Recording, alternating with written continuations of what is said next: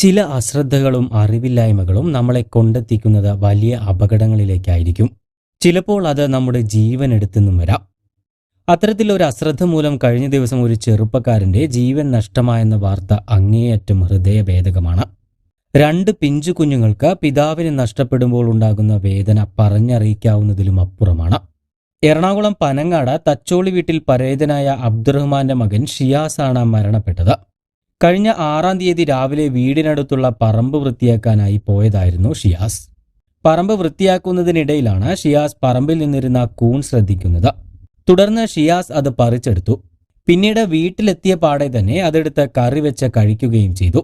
തുടർന്ന് ഉച്ചഭക്ഷണം കഴിക്കാൻ നേരം ഷിയാസിന് അസ്വസ്ഥതകൾ അനുഭവപ്പെടാൻ തുടങ്ങി. തുടരെ ഛർദ്ദിക്കാനും തുടങ്ങി. ഒടുവിൽ രക്തം ഛർദ്ദിക്കുകയും ചെയ്തു.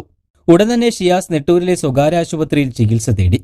തുടർന്ന് അവിടെ നിന്നും മരുന്ന് വാങ്ങി തിരികെ വീട്ടിലെത്തുകയും ചെയ്തു. പിന്നീട് കാര്യമായ പ്രശ്നങ്ങളൊന്നും തന്നെ ഷിയാസിനുണ്ടായില്ല.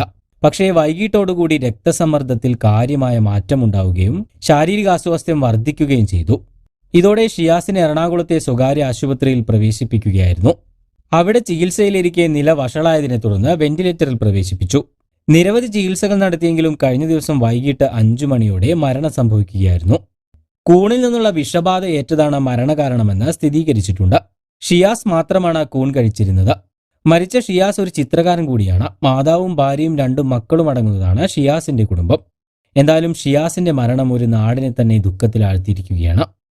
നമ്മുടെ ലോകത്ത് 45,000 കൂണിനങ്ങൾ ഉണ്ടെങ്കിലും അതിൽ 2000-ഓളം മാത്രമേ ഭക്ഷ്യയോഗ്യമായിട്ടുള്ളൂ.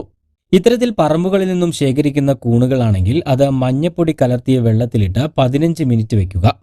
അപ്പോൾ നിറവ്യത്യാസം കാണുന്നുണ്ടെങ്കിൽ അത് വിഷക്കൂണുകളാണെന്ന് മനസ്സിലാക്കാം. വിഷക്കൂണുകൾ പൊതുവെ നിറമുള്ളവയായിരിക്കും.